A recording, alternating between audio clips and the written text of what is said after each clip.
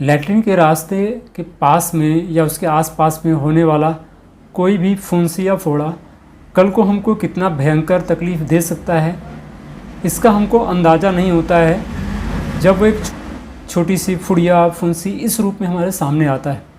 लेकिन वही चीज़ धीरे धीरे बढ़ते बढ़ते एक दिन ऐसी कंडीशन ले लेता है कि भयंकर फिस्टुला के रूप में हमारे सामने आता है और हमको अंदाज़ा भी नहीं होता है।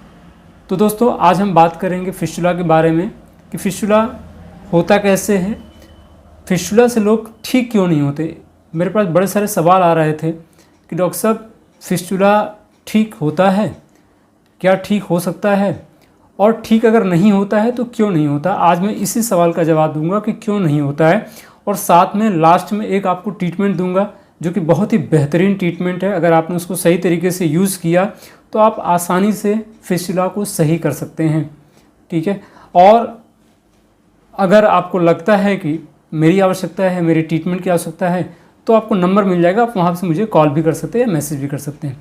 ठीक है, तो आइए दोस्तों, इसके बारे में डिटेल में हम बातचीत करते हैं। देखिए, फिस्टुला के बारे में अगर हम बात करें तो फिस्टुला के बारे में ऐसे समझ लीजिए कि इसकी शुरुआत कैसे होती है। फिस्टुला की शुरुआत होती है, अगर फिस्टुला से पहले की बात करें तो फिस्टुला से ही संबंधित कुछ मिला जुला कंडीशन होता है। फिशर का एक कंडीशन होती है पाइल्स की, तो पाइल्स है, फिशर है, ये थोड़ी सी स्टार्टिंग अवस्था होती है जहाँ पे थोड़ी तकलीफ डिफरेंट टाइप की होती है।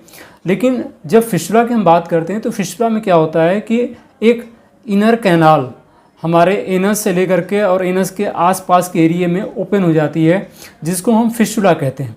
ठीक है, जस्ट लाइक एक सुरंग की तरह बन जाती है, ऐसे समझ लीजिए आप। तो अब ये होती कैसे है, इसका बड़ा कारण ये होता है कि जब भी हमारे शरीर में या एनस के आसपास में फुड़िया फुंसी अगर हो, ठीक है, और वो बार बार अगर हो तो हमको थोड़ा सचेत हो जाना चाहिए। ठीक है, अगर कोई भी फुड़िया है, फुंसी है, एनस के आसपास में हो रहा है, वहाँ पे हल्का फुल्का दर्द हो रहा है, तो आपको थोड़ा सचेत हो जाइए कि कहीं ऐसा तो नहीं कि ये फिस्टुला की शुरुआत हो रही है। प्लस इसके साथ साथ में देखेंगे कि जो अंदर की वॉल होती है वहाँ पे कभी कभी क्या होता है, घाव हो जाता है, अल्सर हो जाता है। अब वो इन्फेक्शन की वजह से भी हो सकता है, किसी चोट की वजह से हो सकता है, बड़े सारे कारण हो सकते हैं। तो अगर वो वहाँ पे घाव हुआ और वो अंदर अंदर आते आते बाहर की तरफ अगर कोई ओपनिंग बना दे या वहाँ पे छोटी सी फोड़िया फुंसी कुछ भी निकल आए, तो शुरुआत में क्या लगता है, जैसे मान लीजिए एनस के पास में फोड़िया फुंसी निकल आए, क्या करते हैं हम लोग कि थोड़ा सा ट्रीटमेंट कर लेते हैं, दवा ले लेते हैं, सही हो जाता है। पहली बार में हल्का फुड़िया निकली तो फुड़िया फुटने के बाद वहाँ से वाटरी डिस्चार्ज निकलना शुरू होता है, पानी जैसा। ठीक है, तो वो सही हो जाता है। कुछ समय के बाद में अगर दोबारा फिर से फुड़िया फुंसी वहाँ पर निकलती है तो आप देखेंगे कि पहली बार में पानी निकला था या वाटरी डिस्चार्ज निकला था या म्यूकस जैसा निकला था, अगली बार में थोड़ा सा वहाँ से पस डिस्चार्ज निकलना शुरू हो जाता है। वो पस धीरे धीरे, अच्छा वहाँ पे फुड़िया एक ही नहीं, उसके साथ में 2 3 4 और हल्का हल्का पेन आसपास महसूस होना शुरू हो जाता है एनस के आसपास में। तो थोड़ा सचेत होने की आवश्यकता है कि ये हो सकता है कि प्री स्टेज हो फिस्टुला की, क्योंकि प्री स्टेज फिस्टुला की ऐसी ही होती है। फिस्टुला के आसपास के एरिया में या जो एनस के आसपास के एरिया में दर्द होना शुरू हो जाता है। वहाँ पे दर्द के साथ वहाँ पे दाने निकलने शुरू होते हैं, दाने में कभी पानी जैसा निकलना शुरू होता है, कभी म्यूकस जैसा, और बाद में थोड़ा सा जब डेवलप कंडीशन हो जाती है तो वहाँ पे पस जैसा निकलना शुरू हो जाता है। ठीक है, पस कभी पतला होता है शुरुआत में, जैसे जैसे थोड़ी कंडीशन और ज़्यादा होती है तो ये गाढ़ा होना शुरू हो जाता है। तो हम ऐसा क्या करें कि हम स्टार्टिंग अवस्था में ही इसको सही कर पाएँ। ठीक है, तो आज इसी के बारे में आपको ट्रीटमेंट बताएंगे हम।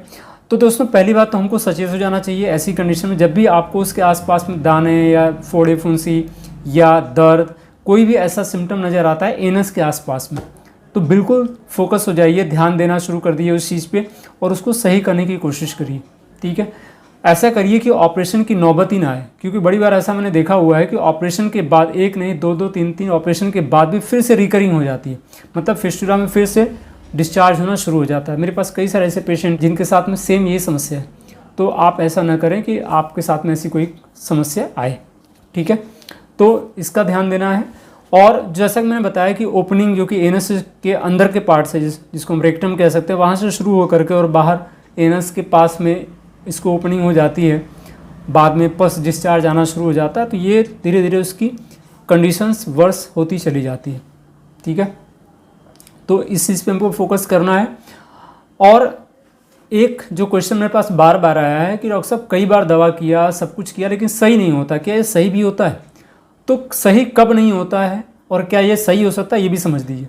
देखिए, सही कब नहीं होता है?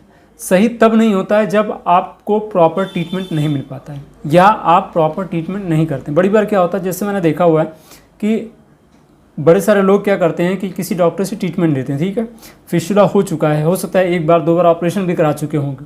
अब वहाँ पे होता क्या है कि आपने एक बार ऑपरेशन करा लिया, दो बार ऑपरेशन करा लिया, तो ऑलरेडी उसके अंदर में आप समझ सकते हैं कैनाल जैसी एक बन जाती है, ठीक है। अब जो कैनाल के अंदर, या कह सकते हैं कि एक नली जैसी बन जाती है, जिसमें से पस, कभी कभी उसमें से जो मल है वो भी आना शुरू हो जाता है, ठीक है, या म्यूकस आना शुरू हो जाता है। तो अब उस कंडीशन में आप जब दवा लेना शुरू करते हैं तो होता क्या है, जब भी होम्योपैथिक दवा दी जाती है एडवांस कंडीशन में, तो क्या होता है कि वो जो दवा है वो धीरे धीरे कैलस फॉर्मेशन करना शुरू कर देती है। जैसे बोन होता है, बोन का कैलस फॉर्मेशन होता है, वैसे ही यहाँ पे भी जो नॉर्मल स्किन होती है, जो नॉर्मल मसल्स होती है, या जो वहाँ की नॉर्मल सेल्स होती है, उसको दवाएँ बनाना शुरू कर देती है, ठीक है। अब जब नॉर्मल होगा तो क्या होगा, जैसे समझ लीजिए कि मान लीजिए कि ये है कैनाल जैसी बन गई इतनी मोटी और इसके अंदर से पस आ रहा है, तो अब क्या होगा कि जब ये होगी तो पहले क्या होगा, जब ये दवा दी जाएगी तो ये धीरे धीरे सकरी होनी शुरू हो जाएगी, मतलब थोड़ी पतली होनी शुरू हो जाएगी। लेकिन जब ये पतली होगी तब भी इसके अंदर में चूँकि पस, गंदगी जो है वो तो रहेगी ना कुछ, तो जो भी गंदगी आएगी, चाहे वो एनस के माध्यम से आए या इधर से आए, तो क्या होगा, वो इकट्ठी होती रहती है। तो जब भी दवा दी जाती है तो जो इकट्ठी होती रहती है, तो धीरे धीरे करके एक तरफ से ओपनिंग उधर से बंद होती है, एक तरफ इधर से बंद होती है, लेकिन जो बीच में गंदगी बीच में आती है तो कभी कभी क्या होता है कि ये बाहर आती है। तो ड्यूरिंग जब दवा दी जाती है तो क्या होता है कभी कभी कि फिर से पस डिस्चार्ज होना शुरू हो जाता है और लोग यहीं पे घबरा जाते हैं कि डॉक्टर साहब ने दवा तो किया, एक महीने दवा खाए, लेकिन फिर से वापस पस आना शुरू हो गया, इसको तो सूख जाना चाहिए। बिल्कुल सूख जाना चाहिए, आपका कहना बिल्कुल सही है। लेकिन आप मुझे बताओ कि जो उसके अंदर में गंदगी आई है, चाहे वो एनस के माध्यम से या जब उसको सही करते वक्त में जो टूट फूट होती है, जब भी घर बनता है तो टूट फूट होता है कि नहीं होता है? तो टूट फूट होता है तो जो सामान होता है क्या उसी में छोड़ दिया जाता है कि उसको बाहर किया जाता है? आप घर बना रहे हो, घर जब बन रहा होता है तो टूट फूट मरम्मत होती है ना सारा का सारा। तो वैसी कंडीशन में क्या करते हो आप? वह डेली का डेली आप देखो कचरा निकल रहा है, हो सकता है वो ईंटें टूट के निकल रही हों, सीमेंट है, बालू है, कंक्रीट है, कुछ भी है, निकलता है तो उसको घर से बाहर निकालते हैं कि नहीं निकालते हैं? कि उसी में लगा देते हैं वापस, वो अलग करते हैं ना जो वेस्ट चीज़ें होती हैं। तो वैसे ही जब अंदर की मरम्मत होती है तो वहाँ पे भी वेस्टेज निकलता है, एक तो उसकी वजह से, दूसरा चूँकि एनस की ओपनिंग अभी ओपन है, बिल्कुल बंद नहीं हुई है, तो वहाँ से भी डिस्चार्ज आता है, गंदगी आती है। तो जब वहाँ से भी आता है तो क्या होता है कि वो धीरे धीरे करके बाहर निकलना शुरू होगा। आपका जैसा पस है, चूँकि जो बॉडी का नेचर होता है कि वो जो भी गंदगी होती है उसको पस के फॉर्म में निकाल करके बाहर कर देती है, ठीक है, जो वेस्ट प्रोडक्ट होते हैं। तो अब बाहर निकलना शुरू होगा तो लोग घबरा जाते हैं यहीं पे कि डॉक्टर साहब हमने दवा तो किया, 1 महीने कर रहे हैं, 2 महीने कर रहे हैं, 3 महीने कर रहे हैं, ये ठीक तो हो नहीं रहा है, फिर से वापस निकल जा रहा है। तो आपको मैं बता दूं वो ठीक हो रहा है। अंदर की जो जगह है, जैसे मान लीजिए नली इतनी मोटी है, अब दवा देने पे क्या हो रहा है कि इधर से भी, इधर से भी, इधर से भी, चारों तरफ से यहाँ से सेल्स बननी शुरू हो जा रही है नॉर्मल, और धीरे धीरे इसकी जो ओपनिंग है पहले से कम होती चली जाती है। अब 1 दिन में तो नहीं होगा, 1 महीने में तो नहीं होगा, जो इतने दिनों का है आपका नली बनी हुई है तो उसको ठीक होने में टाइम लगता है, मे बी लगता है 6 महीने लग सकता है, साल भर लग सकता है, उससे ज़्यादा लग सकता है, डिपेंड करता है कितना है अंदर। क्योंकि ना आप जानते हैं ना कोई डॉक्टर जानता है कि अंदर क्या। ब्लेम डॉक्टरों को देते हैं कि नहीं डॉक्टर साहब इतने दिन तक दवा किया हमने लेकिन फिर भी पस आ रहा है। आपने कंटिन्यू को करते जाना है क्योंकि ये अंदर से चीज़ें सही हो रही हैं। अब ये चीज़ें हो सकता है समझ में आए, मैं समझा रहा हूँ, हो सकता है ना समझ में आए, लेकिन फिर भी यकीन करके इसको करिए लगातार बिना रुके हुए। आप जब करते जाएंगे तो एक लेवल ऐसा आएगा, पहले जो दर्द है वो दर्द कम होना शुरू हो जाएगा, जो पस आ रहा है वो पहले ज़्यादा आ रहा था फिर कम आना शुरू होगा, फिर पस की जगह पे वाटरी डिस्चार्ज आना शुरू होगा, फिर धीरे धीरे करके एक प्रोसेसिंग में ये समाप्त होना शुरू हो जाएगा। ठीक है, तो इसको विश्वास के साथ करिए, ये सही होता है। लेकिन अगर इसकी प्रक्रिया है, इसकी जो क्रियाविधि है, अगर इसको आप नहीं समझेंगे तो आप हमेशा परेशान रहेंगे और डॉक्टर बदलते रहेंगे, लाइफ टाइम कभी ठीक नहीं कर पाएंगे। जिस तरीके से मैं बता रहा हूँ, किसी एक डॉक्टर को जिसके ऊपर आपको विश्वास है उसको पकड़िए और प्रॉपर ट्रीटमेंट लीजिए। प्रॉपर ट्रीटमेंट का मतलब बिना इफ बट किंतु परंतु किए हुए विश्वास करके आप लगातार करना शुरू कर दीजिए। आपको थोड़ा भी अगर इम्प्रूवमेंट दिख रहा है, थोड़ा इम्प्रूवमेंट का मतलब ये नहीं कि बिल्कुल नहीं दिख रहा है, थोड़ा का मतलब कि पेन में कमी है और दूसरी चीज़ों में कमी है, आपको पहले से बेटर लग रहा है, लेकिन पस आ रहा है। देखिए सिर्फ पस आने से परेशान मत होइए। सिर्फ पस आने का कारण मैंने आपको बता दिया कि क्यों आ रहा है, ठीक है। गंदगी अंदर है, वो उसको बाहर निकालने के लिए पस आता है। बॉडी का नेचर होता है कि कोई भी गंदगी वो अपने अंदर नहीं रखती, वो बाहर कर देती है। हम लोग कुछ भी गंदगी खाते हैं तो उल्टी हो जाती है, लूज मोशन हो जाता है हल्की फुल्की, और सोचिए इसके अंदर में कैसा पस होगा, वो शरीर बाहर नहीं करेगा। तो आप इस चीज़ को समझिए, और वो गंदगी शरीर से बाहर हो रही है तो नॉर्मल प्रक्रिया है, परेशान मत होइए, ठीक है। तो दोस्तों ये कारण होता है जिसकी वजह से चीज़ें सही नहीं होती, और ये सही 100% होता है जो प्रॉपर तरीके से करते हैं। लोग घबरा जाते हैं इसलिए ठीक नहीं हो पाता है, ठीक है। तो ये भी समझ में आ गई होगी। अब मैं बात करता हूँ कि होम्योपैथिक में कौन सी दवा है। देखिए दवाएं करीब 40 से 50 दवाएं हैं जो कि इस पर स्पेसिफिकली इफ़ेक्टिव होती हैं। हर दवा के बारे में इंफॉर्मेशन देना थोड़ा मुश्किल हो जाएगा यहाँ पे, क्योंकि 40-50 वीडियो मुझे बनाना पड़ेगा अलग अलग मेडिसिन के लिए, ठीक है। और मैं हमेशा बोलता हूँ कि जब भी दवा दिया करें, जब भी दवा लें आप, तो हमेशा ध्यान रखें कि आपकी एक कॉन्स्टिट्यूशनल मेडिसिन होती है। कॉन्स्टिट्यूशनल मेडिसिन अगर आपके शरीर में जाती है तो आप देखेंगे कि आपको ठीक होने से कोई रोक नहीं सकता। कॉन्स्टिट्यूशनल मेडिसिन जाना ज़रूरी है, और उसके लिए केस टेकिंग करना ज़रूरी होता है, जो प्रॉपर केस टेकिंग की जाती है, ठीक है।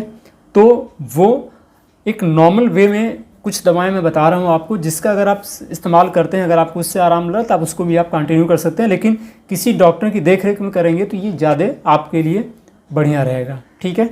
कुछ दवाएं मैं बता रहा हूँ, जैसे एक दवा है सैलिसिया। सैलिसिया 200 पावर की हफ्ते में एक बार ले करके, और अगले हफ्ते फिर से दोबारा उसको लेना है, बार बार रिपीट इसको नहीं करना है, ठीक है। तो इसको एक बार लेना है आपने। ये शरीर में जो गंदगी होती है उसको बाहर करती है, और शरीर के अंदर, अब देखिए हमने क्या बताया कि सैलिसिया शरीर की गंदगी को बाहर करती है और सुखाने का भी काम करती है। तो एक तरफ सूखता जाएगा, दूसरी तरफ गंदगी बाहर होती चली जाएगी, दर्द आपका कम होता चला जाएगा, तो आपको रिलीफ मिलना शुरू हो जाएगा, ठीक है। ये हफ्ते में एक बार लेना है। दूसरी दवा है मैरिस्टिका 30 पावर में। मैरिस्टिका 30 दिन में 3 बार, सुबह दोपहर शाम आप इसको लेंगे, ठीक है। ये भी सुखाने का काम अच्छे से करती है। दूसरी दवा है कैलकेरिया सल्फ। कैलकेरिया सल्फ भी 30 पावर में आप इसका इस्तेमाल करें।